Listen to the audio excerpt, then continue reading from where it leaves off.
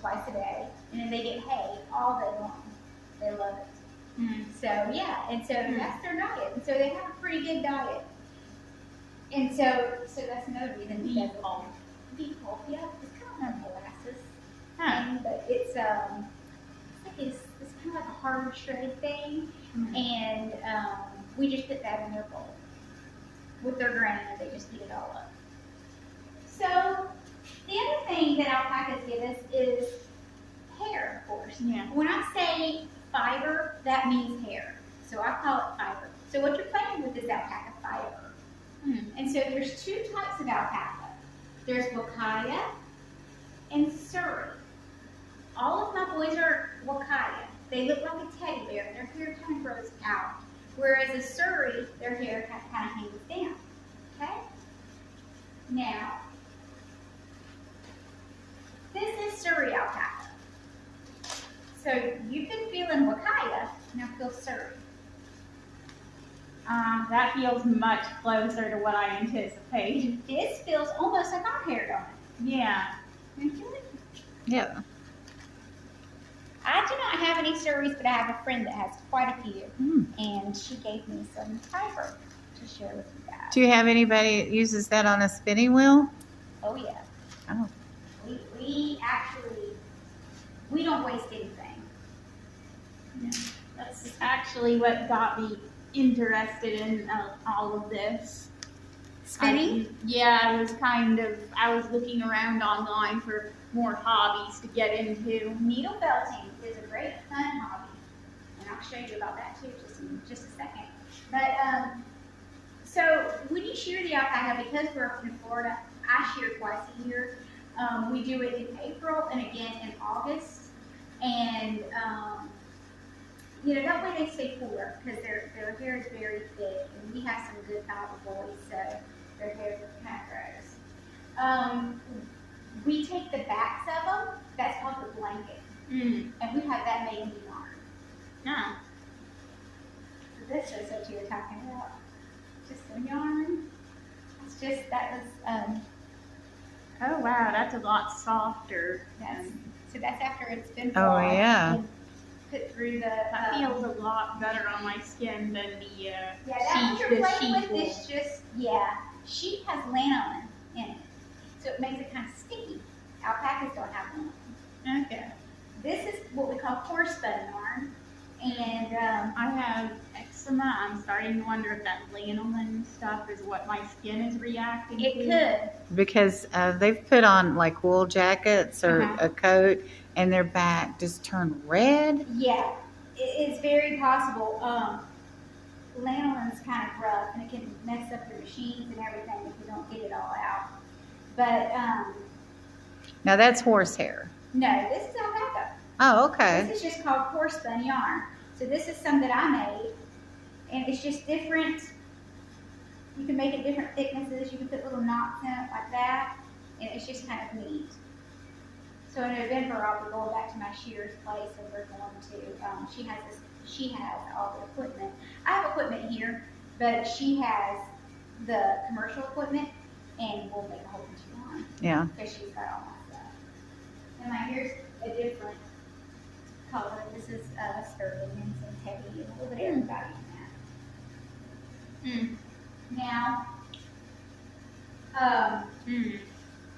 you can make yarn. You can make felt. One thing that we do is, this is needle felting. Now these needle felting things that I'm showing you, I hand processed everything on this. So I did not use any machines at all. I did it all by hand. Washing it, dyeing the fibers, picking it, carding it by hand, which I'll show you guys how to card by hand. So I did that. So do you know how to needle felt? No, but I've been very interested in fiber crafts in general lately. So it's really fun, and this is just hair. And all you do is you take these needles and you put it in the fibers, and you just go over and over again. And you have to wear some things on your fingers and thumbs because you don't want to accidentally stab yourself with the needle. But it's really fun to do. You can make all kinds of stuff out of needle felting. Yeah, I'm diabetic. I know what it You know what that feels like. Yeah. Well, you know what? Alpacas are borderline diabetic, so. Really? Yeah. They are. So what you would do, and we sell this too, but this is called roving. This is ready to be worked with. This is alpaca fiber that's already been processed. The next step in this is to make yarn or to make your product. Needle felting, wet felting, whatever you want to do with it. And you can gently touch how soft that is now.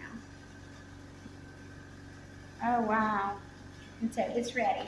It looks like a tribble from Star Trek. Have you ever seen that episode of Star Trek? No, my dad used to watch it, but I haven't been a Star Trek girl too much. Only when I watched it. I'll have to send you a clip Yeah. of the tribbles. This is more so. Yeah. So and then we have it in different colors because we dye some. That's a very interesting red. Yeah. This was Willie Nelson, and this was Sterling. This isn't dyed. Wow. Yeah. So it's kind of neat, but this is ready to be processed. Ready to do whatever you do with it. What kind of dyes do you use? An acid dye. Okay. Use an acid dye. And since you're interested in the crafts, this is a kit that we sell that has a few colors in it. And I put a cookie cutter with it. Because when you're starting to learn needle felt, if you have a cookie cutter, that helps you hold your place and keeps your shape of whatever you're trying to make. So it makes it a little bit easier until you can start doing it. Some people are very creative. You may be. I'm not. I try, but I'm not very creative. So I need the cookie cutter. Otherwise, I just have a big mess. The other thing you can make out of alpaca fiber is wet felts. This is just like something that I made, showing you that it's a wet felt. You can make all kinds of stuff out of wet felt. You can make hats, slippers, purses, whatever you want to make. Another thing we make with their fiber is dryer balls. Alpacas are hypoallergenic, so they're not going to break you out. And we take these, you put 3 of these in your dryer.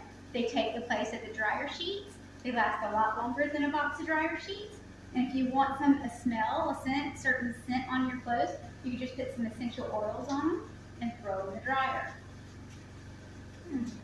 Another thing we do, this is one thing that I really enjoy. This is called a nesting ball. We take these, we put all the seconds and thirds, which would be like the hair from their tail, their legs, their head, whatever, and we put it in these balls, and we hang it up outside for the birds or for the squirrels. Sometimes squirrels get in it, but mainly for the birds. And what they do is they take it back to their nest, and then it helps have a warm, sturdy nest for them and their little eggs. Oh, nice. Yes, it's fun around here on shearing day because we have fiber everywhere, and the birds and squirrels come and get it, take it. So that's why there's all those squirrels out there. Yeah, we had 2 squirrels run in front of us just coming up your driveway. Oh, yeah, we have squirrels everywhere. Everywhere. We have birds, squirrels, coyotes. We have all kinds of stuff out here. Raccoons. Yeah. I hear that alpacas don't like dogs or foxes or any kind of canine. Is that true? Alpacas are leery anyway of other animals, until they get to know them. But there are, some people have livestock guardian dogs for their alpacas, so they get accustomed to them. But the initial, I would say, for the most part, a dog is a main problem for an alpaca because dogs have sharp teeth Right. and they'll fight. And alpaca really doesn't have a whole lot of defense. They'll spit at them, but what's that going to do really? They'll Yeah. try to bite them. It's not going to, unless they have their fighting teeth. Which It would make me run, but not a dog. So, yeah. Just so you guys can feel the final product, we sell these bears. You can feel that's alpaca fiber, 100% alpaca fiber, very soft. Oh, how cute. Yeah, it's very therapeutic when you just rub it. I'll sit there and just rub them. Oh. look at all the plushies. So you can do all kinds of stuff. Are these scarves and the blankets out of alpaca? Yeah, all this in the boxes, these baby things are all made out of alpaca. These are rag rugs, and they are not made out of alpaca, but these are. And our shirts, of course, are not. And then these have felt that's on them. What about that chicken? The chicken's alpaca too. Yeah. Yeah, the chicken's alpaca. And the little stuffies are not, but they are. But they're alpacas themselves, so. Yeah, that's right. That's right. We have to keep it going. Anyway, so the way that you would start processing fiber is, of course, you would shear your animal. That would be the first thing to do. After you shear your animal, you could you take it and you want to put it on a skirting table. A skirting table, mine looks like a screen door. You put the fiber on there and you just beat it. And you just let the dirt kind of come out of it. Yeah. And I'm guessing after the cleanings when the big brush thing comes in. Yeah, because you're gonna wash it before you do anything. That's a parting process. That's just a way you can. It's called parting process, parting fiber. And so what you would do is you would, after you put it on the skirting table, get the dirt out, and wash it. You're gonna do a picking process. And I have a picker in the house. It's a swing picker. And it looks like that ride at the fair. You know, it has like a boat on it. And it goes back and forth. And it goes, woo. I'm not gonna ride that boat, but that's what it looks like. It's got nails in the bottom and nails along the top. You put the fiber in, pull it out, and it just starts kicking it out. And so what that's doing is basically opening up the locks, so it's easier to card. Then you're gonna want to run it with a carder. I have a carder in my house too, a smaller, it's not commercial, but it's a good size carder. And that's just, it's automatic. And so when the stuff comes out, I'll show you guys what it looks like. But it's basically like this roding here. It's real soft, this ready to be spun in the yarn. And at that point, is it ready for the spinning wheel to become thread? Okay. Sure is. Sure is. I called my mom after we went to my shearer's place. I don't know what happened with the little sample here. You played with it, huh? And it got all felted together. That's what happens. It starts felting, or you can actually kind of put it in the yarn as you're spinning that. But I called her and I said, Mama, don't ever complain about the price of a skein yarn at the end. It's a lot to make one skein yarn. You know, with the machines, I know it's not. That's what we do. But it's a lot. Have you heard of Scarf Bomb? As an organization, well, they're kind of in Jacksonville, kind of in Orange Park, but they make hats and scarves. And they started out putting scarves around trees in Jacksonville in the winter, so the poor could come up, or anybody that's cold come up and get a scarf or a hat or gloves. And now they've made so much, they've got a storage unit full, and they're talking about sending it to St. Augustine or maybe to a city up north that has a lot of has more winter than we do. Yes, that's one thing about alpaca. It's very, very warm, and so a lot of clothing you'll see up north is made of alpaca.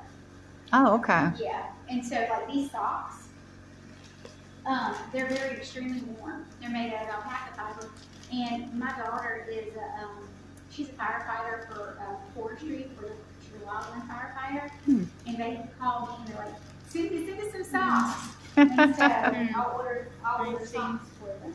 Aside the lanolin thing, how is it different from sheep's wool? Well, mainly I would say it's the lanolin, but I can't answer that truthfully because I've never worked with sheep. Okay. I've never worked with sheep wool or fiber or anything. But the lanolin would be a big thing. Lanolin is it's tough. It's tough on your machines, tough on everything. So, now what do you do with the sheep fiber?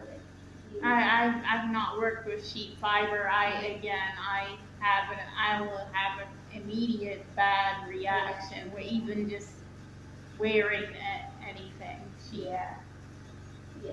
That's part of why I haven't really explored this before. Okay. Yeah. I understand, yeah, and it can be tough. So if you want me to move your chairs, I'll show you guys this over